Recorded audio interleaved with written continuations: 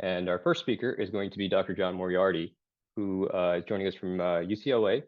He went to med school at the University College Dublin and finished his residency in the Mater Misericordiae University. And he's extremely passionate about his patient population. He has extreme clinical and research focused on VTE and PE. And hopefully we get to learn a lot more.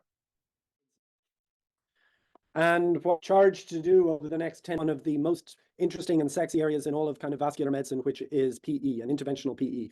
And what you'll have heard over the course of the day so far, and what you'll hear over the next few days, are a load of different technologies and devices and tips and tricks that are throughout IOR practice.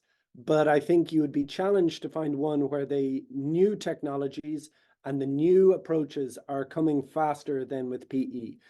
10 years ago, this would be a wildly different talk. 5 years ago, I wouldn't be able to tell you about half the things we are doing at the moment. And I think in 5 years, we're going to be talking about PE the same way that cardiologists talk about cardiac arrest and about MI and STEMI, in that we're going to have lots of good data, and we're going to have devices built on robust trials.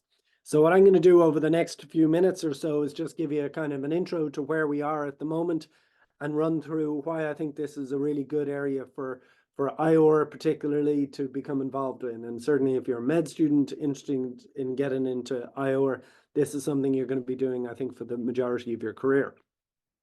I do have a few disclosures related to this, one of which is that I'm the president-elect of the PERT Consortium. This is the largest PE society in the US, and we have excellent med student, resident, and fellow sections. And if anyone is interested in PE, please let me know, and I'm very happy to get you involved. And what has it been involved with? Well, these are the sort of patients who we're going to see pretty commonly. You know, a patient who comes in who's 83, she has an acute history of either chest pain or, in this case, shortness of breath. And when she comes in is hypoxic and tachycardic. And we know that tachycardia is a bad prognostic sign when it comes to PE. She has elevated biomarkers, so her troponin is up. And we use a thing called the PESI score, or PE Severity Index. And it has two forms, a complex form and a simple form. And we use the simple form, the S-PESI score. And if you've got a number over 1, you're at high risk of a problem, and she has a score of 3. So this puts her into a kind of an intermediate risk profile. We do the scan, and hopefully you can see it flitting through on the screen there.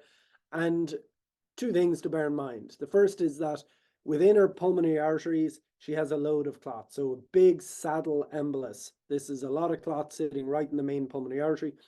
And then the second, in the upper part of the screen, is that the right heart, measured in green, is substantially bigger than the left heart, measured in blue. And what this means is that her right heart is beginning to fail. This RV to LV ratio is greater than 1, and that means that we think that the heart is failing. So what do? Well, we go up and we essentially suck out the blood clot. Here you can see just the sample that we remove. Sometimes you can remove feet of clot, sometimes it's a smaller amount, and it depends really on how the heart responds to what you do. I'll talk in a minute or two about how we go about that. And then afterwards, as I was hearing in the intro, we follow these patients because, you know, this has been one of the big changes in IOR over the last while, that we are increasingly involved not just in the procedural aspects of our patients, but in the post-procedural care. And as we follow them, we make sure that they're, in this case, well anticoagulated, that we frequently enroll them in clinical trials. This patient was enrolled in both a trial and a registry. They get discharged quickly, and then they follow up in our dedicated PE clinic. And so the longitudinal care of these patients is something that we're more and more involved in. And I think as you are kind of progressing with your education and involvement with IOR, you're going to see dedicated clinics related to disease processes. All right, why did I say that PE was super important? Well, it's because it's a very common disease and super mortal.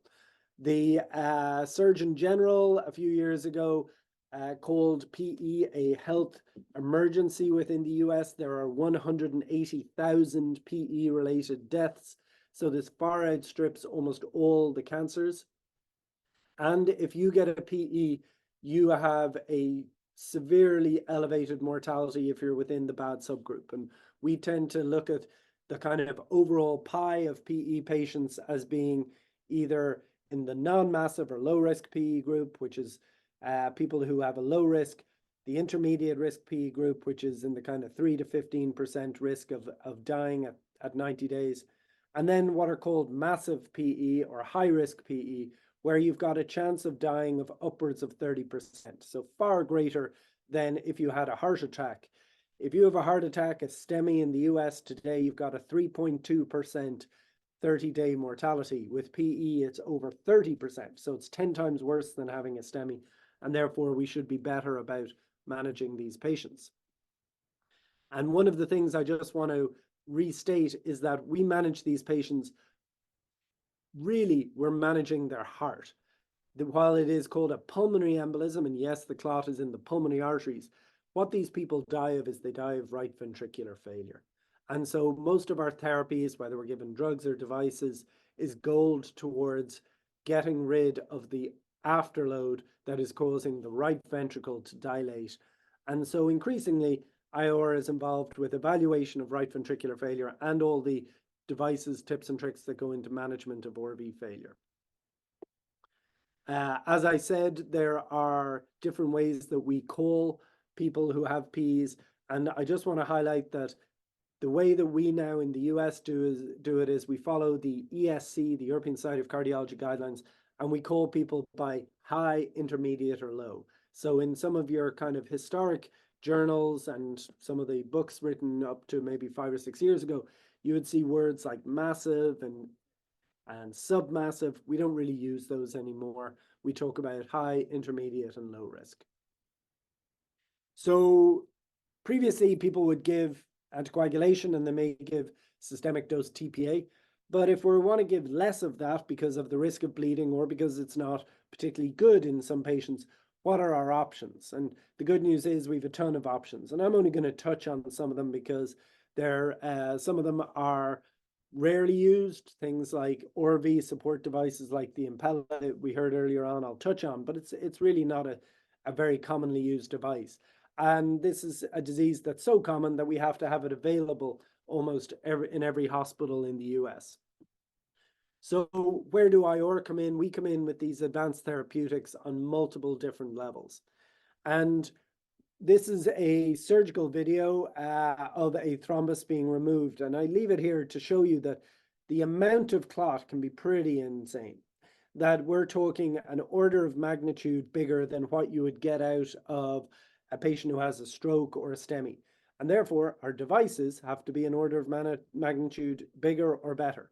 So frequently, we are using big devices, big hoses to remove these big clot. And so you're going to use tips and tricks, a way to get safely through the heart with these big devices that is going to be different to what we have with other disease processes. All right. Getting to what those things are. The first is catheter-directed thrombolysis. And this has been on the go for about 20 or 30 years. The idea being that we're able to put a catheter in, usually from the vein in the neck or the groin, through the right heart into the clot, embed it within the clot. And if we are then able to give TPA, which is a clot-busting drug, directly into the clot, then we will be able to get a better result than if we just gave it systemically. And there are lots of different reasons for that. And this is something that's done very commonly around the country. And the devices have evolved from being just kind of side hole catheters to what you might see on the screen here, which is a type of basket that opens within the clot, disrupts it, and allows you to get TPA directly into the clot at a deep level and hopefully get more of a dose response. So there are lots of innovations there. But where most of the innovation is in what's called aspiration thrombectomy. And this is, I think, one of the more interesting areas in IOR because we've seen a lot of devices come on the market in the last few years. And the basic goal is to be able to remove clot, but not have to give TPA, because TPA is associated with brain bleeds. And so hopefully we're going to be able to suck out the clot in some way and improve the heart while preventing complications. And as you're reading or hearing in the background about PE, you may have heard different names like Inari or Penumbra or Flash or AlphaVac. These are all different devices that kind of do the same-ish job, which is remove the clot. The most commonly used and the market leader is called the Inari FlowTriever system. It's from the company is Inari, the FlowTriever is the system. And what it is a large hose. As I said, since we're removing large amounts of clot, we tend to use big devices. If you're doing a stroke case or a STEMI case, you're using a 6 French system, which is very small. If you're doing a FlowTriever case, you're using a 24 French system. So this is a big old hose, and therefore you have to get comfortable with large bore access into the veins as well as getting through the heart with it. But once you do, you're able to remove large volumes of clot. Another system is called the Flash or the Lightning. There are 2 forms. And what's different about this one is that it's attached to a vacuum pump, so that as we work our way up, we're able to continuously suck out clot. An example would be in this patient here who has, as you can see here, a large right ventricle. So the right heart is failing. They have a load of clot on both sides of the lungs. This is blocking up the outflow from the right ventricle. But they also have a brain bleed because they had neurosurgery 2 days before. What are the options? Well, good news is they've changed significantly over the last little while. Now what we do is we put up, say, something like this, this Penumbra device. This is the initial angiogram showing very poor flow. This is after we suck out the blood clot. And here you can see a much improved flow throughout the lungs. And the patients will often tell you on the table that they feel much better immediately.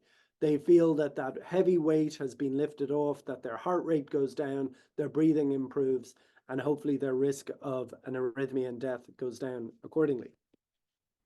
And again, we're able to remove large volumes of clot, sometimes old, sometimes new, with these bigger devices.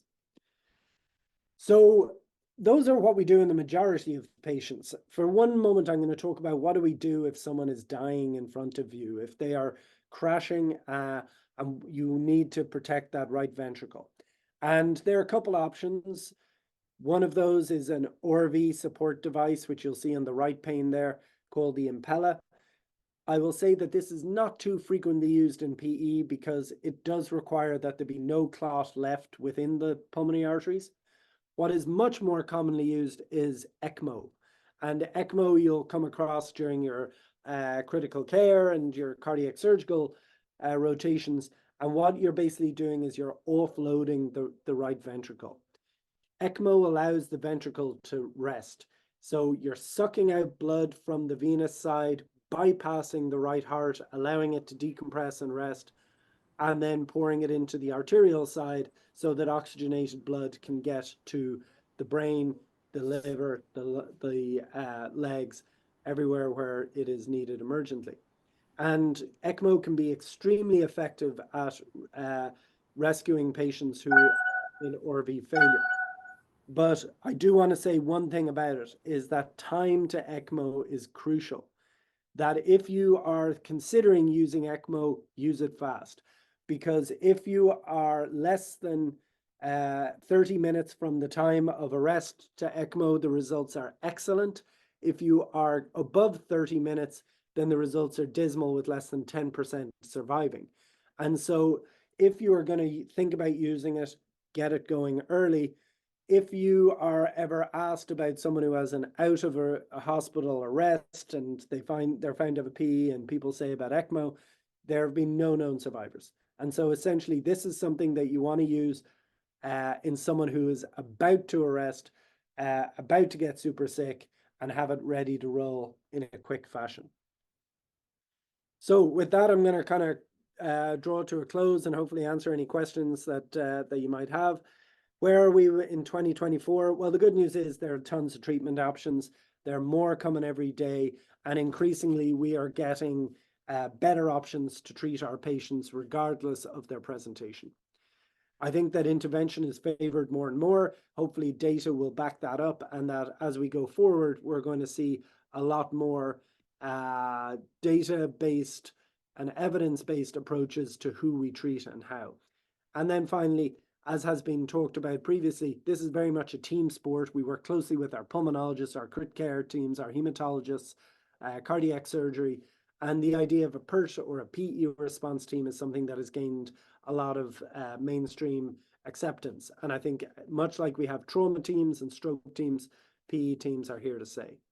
So with that, I'm going to stop and thank you very much for your time and your attention, and look forward to answering any questions that you may have. Thanks very much. Thank you very much, Dr. Moriarty. Excellent job. We have time for one question. Yeah, so the first question in the chat is, how do you decide who needs ECMO backup? Yeah, super question. And there are two things to bear in mind. Number one, you have to be in a place that does ECMO. So the majority of hospitals in the country do not have ECMO. So if you don't have it, you either need to transfer the patient to somewhere who does. And the second thing is the patient in front of you in need of it? And basically, it's someone who you think is going to arrest within the course of your procedure or within the next 24 hours. If either of those two things are likely, because, for example, their right ventricle is in a really bad shape and it's going to fail, then you want to have ECMO backup.